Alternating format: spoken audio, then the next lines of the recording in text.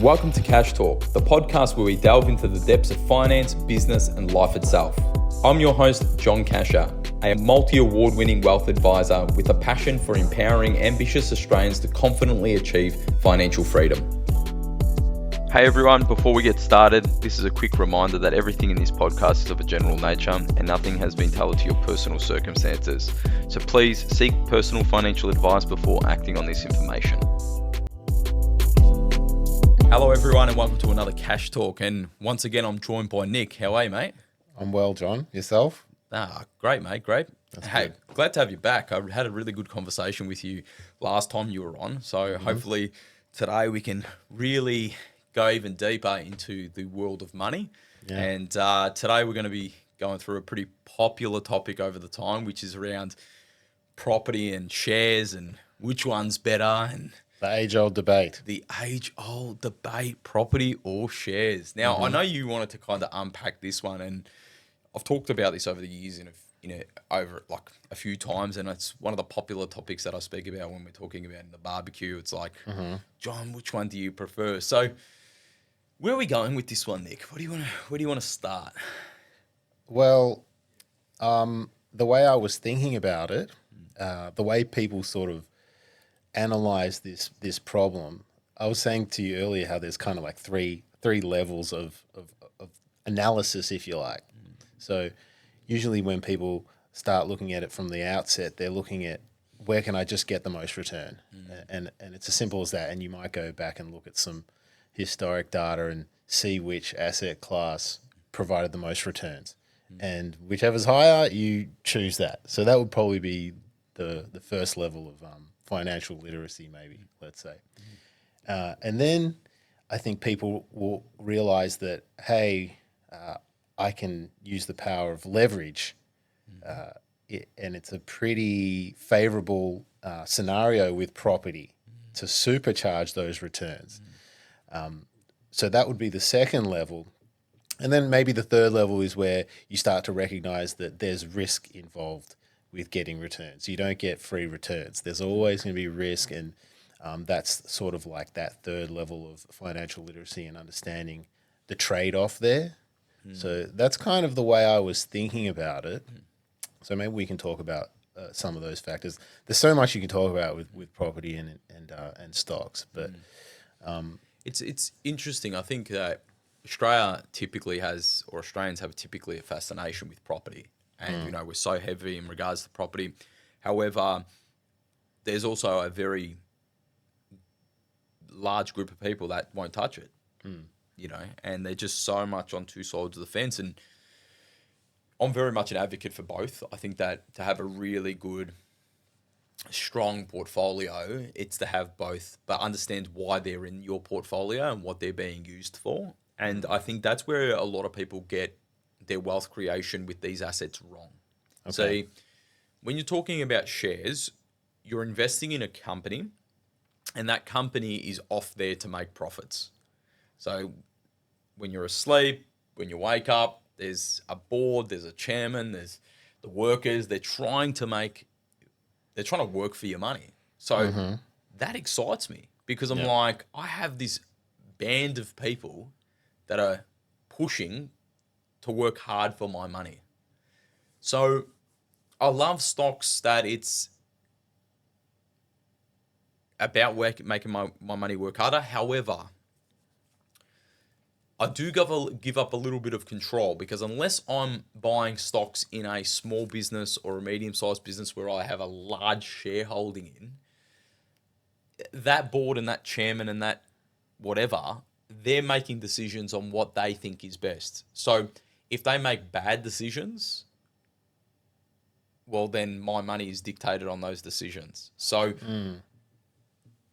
interesting. do you get me what I mean? So there's that lack of control. Whereas in the property side of things, there's more control, because like you could buy a house, for example, and we're talking about direct property here. You can buy a house and like you can choose the location, choose the size of land, choose if you want to renovate it, choose if you want to develop it. Like you've got much more ways in property to manufacture wealth than you do in shares. However,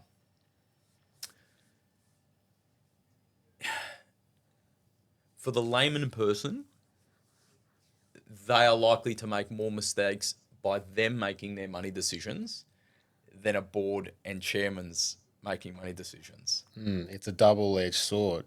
Yeah, it's like you might want the control, but are you the best person to control it? And so there's ways we de-risk that from the share market. Like we're very much around index-based passive investments, and therefore you're more backing the economy and then the businesses within that economy to thrive, and then a basket of companies growing simultaneously or collectively, rather than you trying to pinpoint direct assets. And we do direct shares for some of our clients for specific reasons for their portfolio. However, they need to get to a certain amount of wealth before that happens. So, and then when we go back to property is used for a lot of our clients simply for the factor of using leverage to gain capital growth for long-term assets. And so it is not for income generation, nothing like that. It's actually for capital growth, where I find a lot of people get into property for the wrong reasons. It's like, I'm going to get 10 investment properties so that I have rental returns, I have income generation. Properties are really, really bad once you do, like, for the income generation. Like, if you actually think about it, like, think of the holding costs, the maintenance, all of that. When you do your analysis, as you're talking about, and you do it properly, I'd say a lot of properties are costing people money on cash flow rather than actually making them money. Whereas if you look at some of these big companies, they're making significant levels of profit, and that cash flow is going directly to the shareholder. Yeah. CBA doesn't call you up to change a doorknob. Do you know what I mean? So there's for and against for both of them. I like using both of them, but I think what you talked about in regards to understanding what the understanding the different levels, as you put it, is very important. And I think I look at it from a top-down approach. So I look at it from how does this asset from a risk management perspective fit inside the client's portfolio? And then when it sits inside that portfolio, how does that then work towards achieving their goals that they need to achieve? So, for example, I can't expect a cash account to produce a 7 to 9% return consistently. So, but that is not used for return generation, it's used for safety mechanisms. So how do you then sit a property or a stock inside that portfolio, and what goal is it trying to do? And then by adding that in, what risk are you adding on? So you're basically, if I'm hearing you correctly, you're a fan of both property and stock investing. But it's got to be looked at holistically when you look at the portfolio and the returns you want and the risk that you're exposed to. So, what are your thoughts on, I mean, the leverage side of things? Because that is something like talking about that second level that people start to realize, hey, I can get a loan on my house. It's the best interest rate of any loan I'm probably going to get in the market. I can get the biggest LVR and borrow the most and just supercharge my returns. So there's obviously, that's a positive thing. Yes. But there's also the risk that things can go wrong when you're leveraged that heavily. I imagine you might even have some stories of people who have been stuck, ended up in sticky situations because they were a little too risky in their exposure. Yeah, so what I find that tends to happen is, especially in Australian history, that Australian property market from capital growth has piggybacked on the back of loosened lending over decades. And people are like, well, John, haven't been tightened. Yeah, lately there's been a little bit of tightening, but typically speaking, over the last 50 years, it has loosened. Okay. For example, it used to be like the main breadwinner, they would use that person's income, but wouldn't use the second person's income because that person would be going off to have a family. Then they introduced lending to have double like incomes. Yeah. So if you think about it, you've literally doubled lending. Yeah. So, and that's just an example. I'm not going to go through them all, but lending has got easier over time.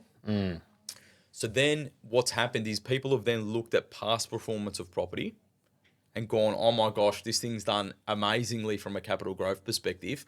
I want to use the same thing that worked 30 years ago to then apply it to today's numbers. So what they intend to do, and where people go wrong, is they buy one property, rip out the equity, then go to the next property, rip out the equity, go into the next property, and they keep going. And keeps going. Cool. Then what you typically find is that these people get to retirement, they want to retire. What do they have to do?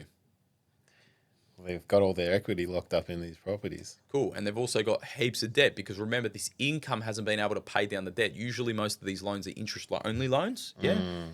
And they've now got this cash flow. And they're then grabbing this cash flow, keeping up with the minimum mortgage repayments because they're leveraged to the hill. And they usually then sell one of these properties to then pay down one of the debts. And that's great. But also, if you then calculated the holding costs for that whole period properly, all the stamp duty that you've paid along the way, all the ongoing costs, all the maintenance, all the renovations, all of that stuff, then the CGT, or the capital gains tax that you've got to pay to sell down to pay down that debt, how much have you really made as a net number? And I know you've got some interesting data in regards to this, so I'm not going to kind of steal your thunder. However, when you think about what you could possibly do, remember we talked about leverage being a great pro for property. This is where debt recycling is the buzz when used right. See, there's nothing stopping someone from, when they get equity in their property, using that equity to then borrow to then buy stocks. Yep. And it's, what I say is I love them both, and especially when they're both best mates. Yeah? Yeah. Because when they're best mates, you can use the leverage into the stock market to then supercharge your ability to then grow wealth without the holding costs, with people working for your money, blah, blah, blah, blah, blah. However, as Benjamin Graham says, an intelligent investor essentially will only go broke if they're using debt. Okay. Because debt, though the Robert Kiyosaki's of the world will tell you, debt, that's cool. You still got to repay it. If you don't have the cash flow and good cash flow, it can quickly become unstuck. And so, Nick, when a lot of people say, yeah, John, I've heard all of this before, I want to get into property, I want to do debt recycling, but why doesn't Thriving Wealth tell you to do it? Because they don't have the risk mitigation to deploy a strategy like that. Because it's the cash flow that you need to have sustained. You need to have risk measures and buffers on top of your interest rate to ensure that if interest rates go up like they have over the last 18 months, that you can cushion those interest rate rises. That you have cash reserves available. If you don't have, if you do have an investment property that you're gearing up on to then do this strategy, or you're using your home, do we have surplus cash flow or surplus cash available for these risk measures? Also, do you have the risk tolerance or appetite to be able to do this? Everyone can make money and is happy when everyone's making money, but you see everyone's emotions when you got a 50% drop in the stock market and a 30% drop in the property market at the same time. Let's see whose A game now is on. Not to say that it happens often, but it is possible. Of course. We just had a bond market and stock market both tank in the same year. Hasn't happened for decades. These things happen. And you've got to be prepared for them. And if you don't get prepared, that's where you get unstuck. Yeah. So be very, very cautious of leverage. Yeah. Also, we've got to throw in there, both from the stock market and both from the property market, there is a lot of participants in those areas where they are dabbling in unregulated fields. Okay. Yeah. Stock market, not so much. However, every time you jump on social media, there's this new guru who knows about investing in the stock market and technical analysis. And I know that there's a shoulder in the stock market and there's a triple bottom happening and we need it. Yeah. Come on. Mate, get off it. Yeah, like get off it. And I'm looking at these people going, no, there's people investing in those guys. Just be wary of those people. And also property, huge. Like every time you need to do this strategy, you need a blah, blah, blah in property. And oh my goodness. And I'm just like, wow. There's so many people that are just like using someone else's medicine. Like, if I'm taking pills for my heart, that might save me. Yeah. I give you the same pills, it can kill you. It's an interesting way of looking at it. Yeah. But yeah. But it's true, Nick. Not every formula is the same for everyone. 100%. And it's applying these two assets in combination with several other assets, customized specifically to you, that you're going to have the greatest results. You know, for example, at the moment, I'll take multivitamins and stuff, Nick. I know you're into your health, yeah? However, like if I want to take this seriously, which I'm considering at the moment, is to take one of those genetic tests in regards to understanding my nutrients levels and my, like what I'm actually deficient in. Right. Why? Because then I can supplement to those deficiencies custom made for me. Not just take a multivitamin and like, oh, I'm guessing a multivitamin is probably better than not at all. However, you get me where I'm talking about. Yeah. It's like when you're a pro. Tailored. When you're a pro athlete, it's like, I don't know, you need to be working on this particular part of your game. So, you know, if you're playing basketball, you might be just shooting all day because that's what you need to work on. Like, that's what people need to consider their health, their wealth, if they want to take it to that next level. And so a lot of these people in these fields, just be wary. Like, be wary. Like, does that apply to you? And Nick, you know, every single person's plan that we do is completely different. Yes, there's similarities, but there's differences. The philosophy is the same in regards to creating wealth, but especially when you get down to the asset level, that's where it gets very, very intricate and tailored to the person's unique scenario. So I just want to warn people, when we talk about property and stocks, you'll never hear from me like one is better than the other. Yeah, it's the combination of having both due to diversification and using using each other's strengths and then risk mitigating both of their weaknesses, and then customizing and tailoring that into a person's scenario. So, you know, last night, for example, we had a client that had 3 properties, a minimal level of stocks, and if I couldn't, by retirement, build up their liquid assets and build up their stocks, we would have had to sell their property to get them prepared for retirement.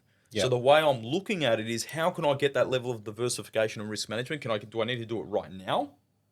Or can I apply that over 7 years to get to a strategic situation so that when they retire, they get the income, tax effective income, but still have the capital growth? Do they then need to sell those assets? No. So I'm then working across their strengths and weaknesses in their particular scenario and coming out with an epic result. I think these guys will go from like 3.7 mil now to like in 20 years being worth 13.3 million. It's a pretty good retirement. Oh, yeah. You know? Not bad. Not bad. Okay, so that's probably, you've touched on the diversification piece there, right? So if we maybe have a talk about people who are looking at property right now, they don't have any property currently, they want to buy something. How is this going to, how do they move forward? How is this going to impact their exposure to different assets? Are they going to be too much in property? That's a concern for some people. Yeah. What are your thoughts on that? Yeah, so let's cut out the market in regards to buying the house for your home, because there's a whole other ball game there. Yeah. And what I mean by that, just to brush on it, if you're buying your home, you're very much looking at the home of like where you're going to have your family, where you're going to grow. Also considerations, you know, are you both currently working, going to have a kid? Are you going down to one income? So there's a lot of planning, but a lot of that's got to do with cash flow. So I just want to segment that out, because when you're talking about property from an investment point of view,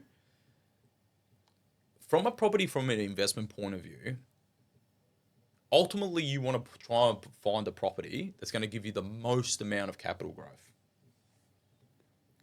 because you can try and find property that's going to be good for cash flow, but remember, it's cash flow that is being taxed. Yeah, so you got to think about it. If you're earning $10,000 more in cash flow, you're going to get taxed on that. If you get it in capital growth and you set yourself up in the right structures where you never need to sell that asset, well, if you do not sell, you do not pay tax. And tax is one of the biggest erosions of people's wealth. Okay, cool. Problem lies, where do you find the properties with the extreme levels of capital growth? And would you agree that probably just for the listeners, it's usually one or the other? Yes. Like in the property market, it's hard to get both Yes. for whatever reasons. Yeah. Well, the main thing is that what you find in a lot of these like regional areas, yeah, is people don't buy those houses. Yeah, they usually rent them, and there's a rental demand. Now, not all the time, but typically there's a particular project going on. There's a mine. There's whatever, Okay. and so people are temporarily living there, and they don't want to permanently live there. So there's this increased income rental demand. Yeah, but it's only temporary. Whereas you find like the capital growth places is people where people want to live all the time. It's like the ones where like soon as a house goes up, boom, someone wants to buy. And these are usually high demand areas. Like this is not going to be rocket science. Like if you look at like beach areas in Melbourne, because beaches are limited.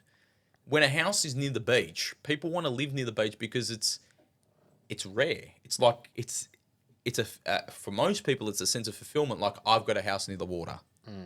Yeah, or areas where there's school catchments and facilities for families. Like capital growth is benchmarked on demand, but that is not just property. It's also stocks.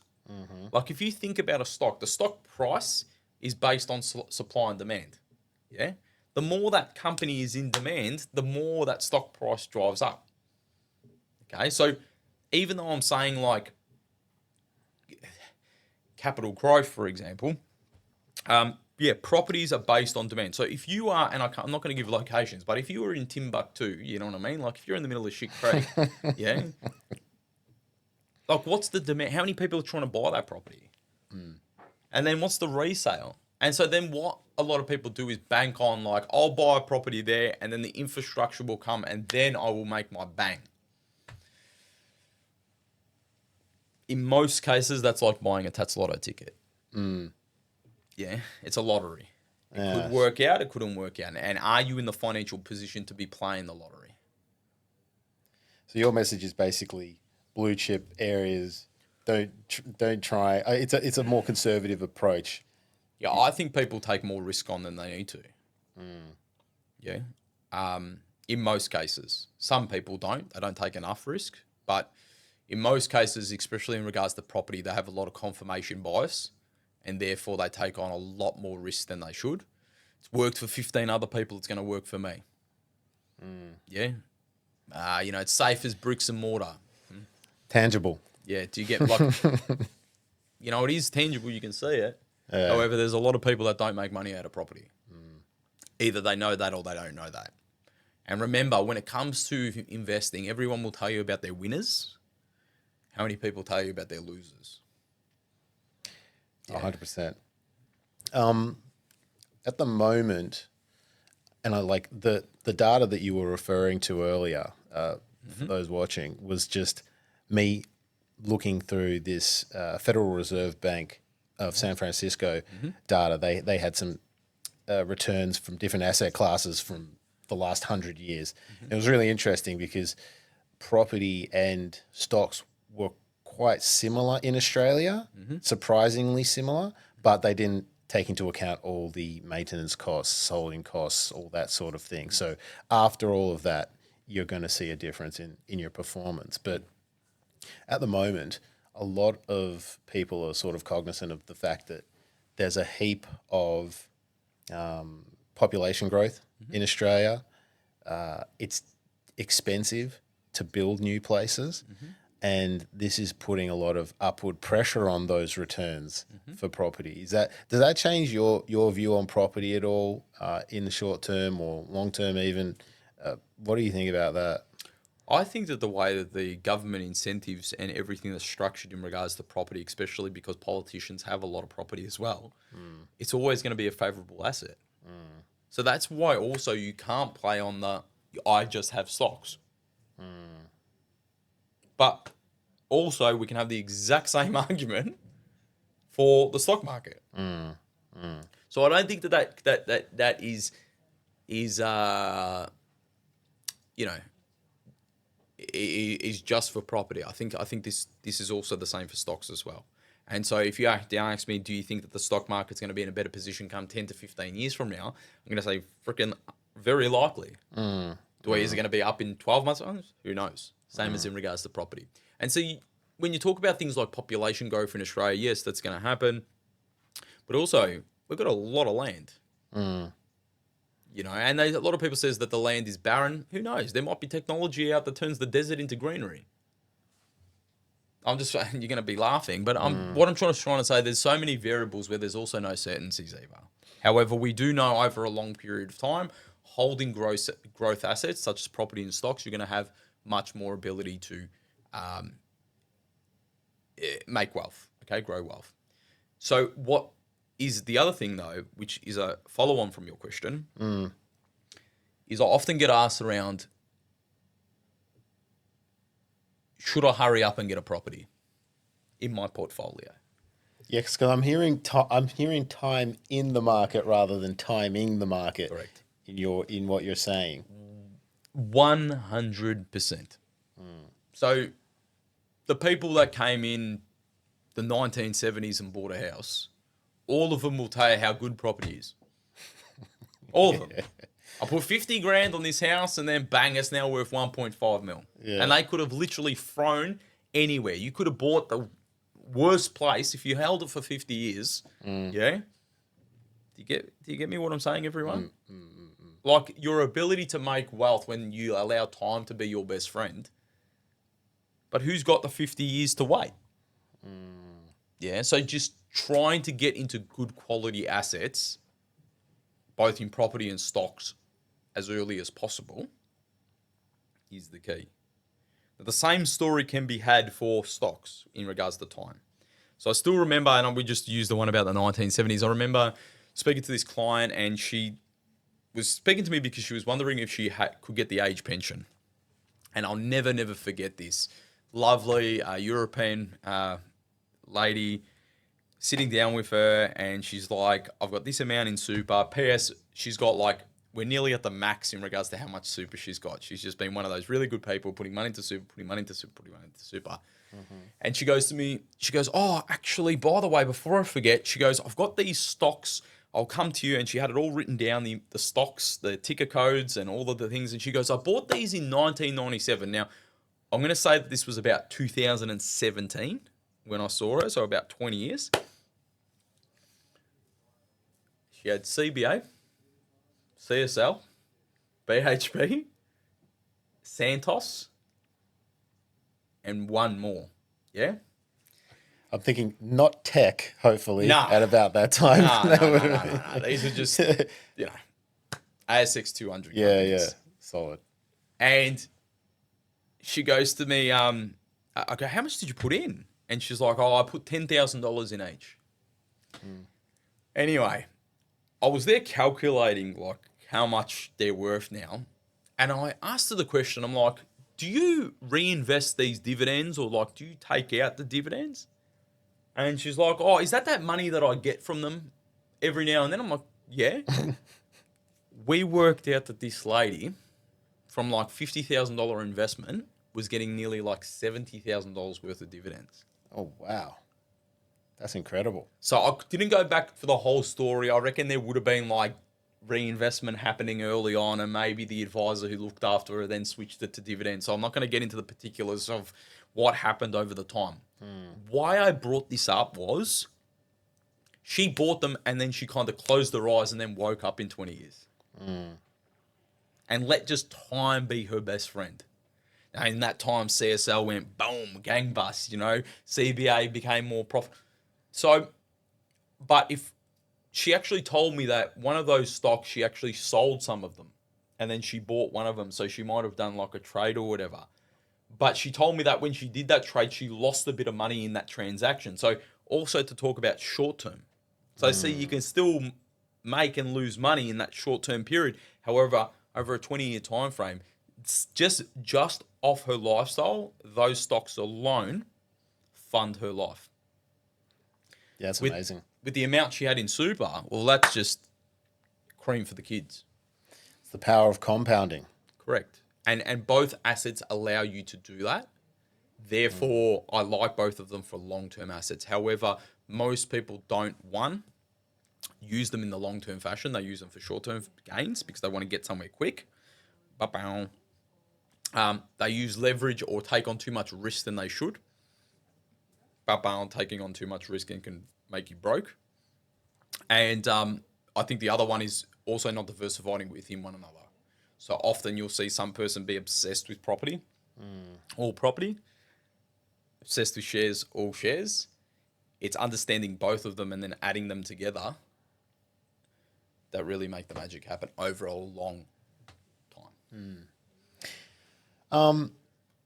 We've covered a lot. We have. We have. I'm just thinking maybe one other topic that might be of interest could be negative gearing. Yeah, it's a great topic. It's a great topic. Yeah, so negative gearing, like we should cover that. Like, especially around tax time, a lot of people will use the excuse that I'm keeping the property because of negative gearing. Unless you have significant cash flow, negative gearing is bad for most people.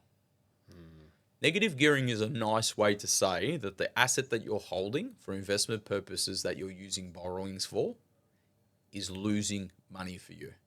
So you've got more expenses than you have income coming in. So assume you're earning $30,000 in rental, you got $50,000 in expenses, therefore you're minus $20,000.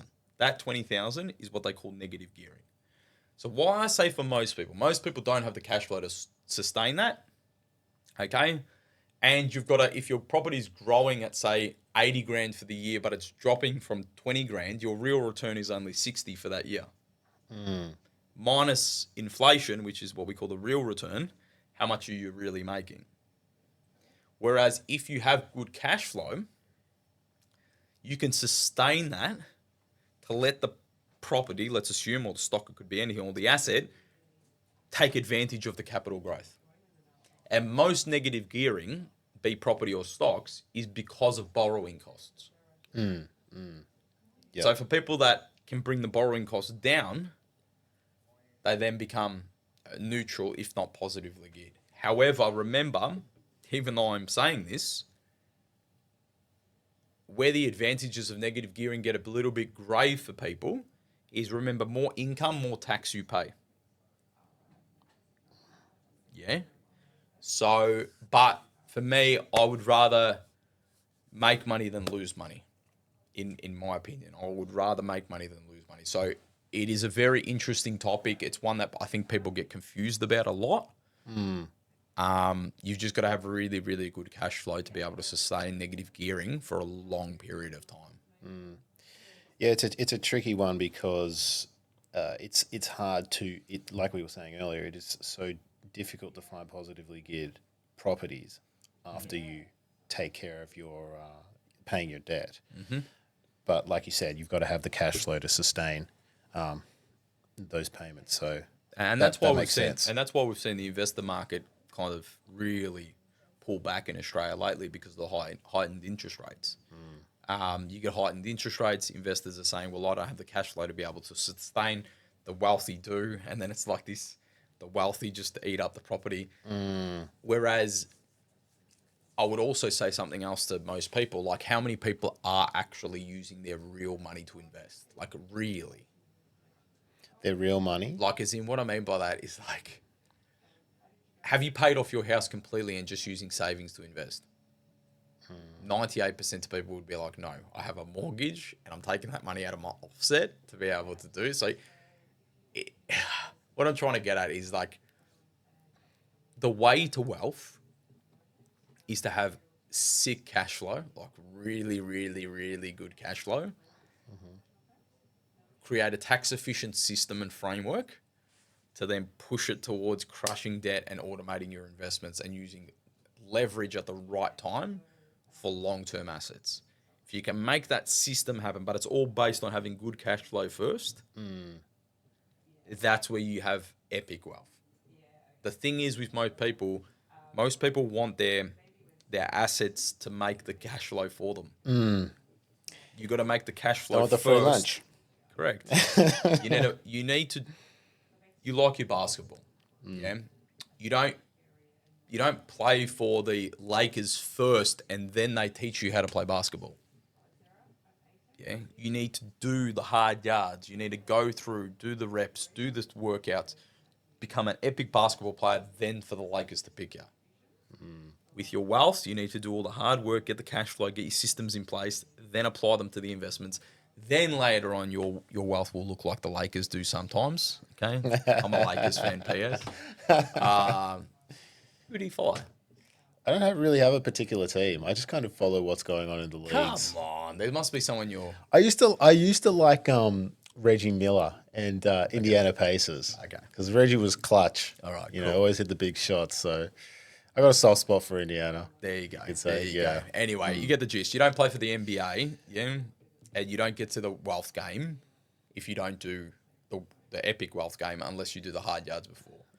Focus on your cash flow. Focus on generating as much as you can, and then using that cash flow to then go into these assets for the long term. Use debt wisely when you have all the boxes ticked in regards to risk mitigation, but be very, very careful when you use debt because it does increase the risk. And as Benjamin Graham says, an intelligent investor will only go broke when they're using debt.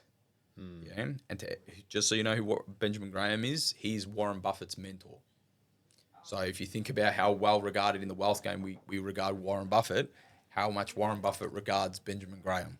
Okay, so just be very careful. But mate, absolute great chat about property and stocks. We could talk about it till the cows come home. Hopefully you all had a great it was a great episode for you guys. Hit us on subscribe on YouTube and follow us on Spotify and obviously on socials as well too, as we keep on banging these out and keep on educating Australia on the world of finance. Cheers. Have a good one. See ya. See you guys.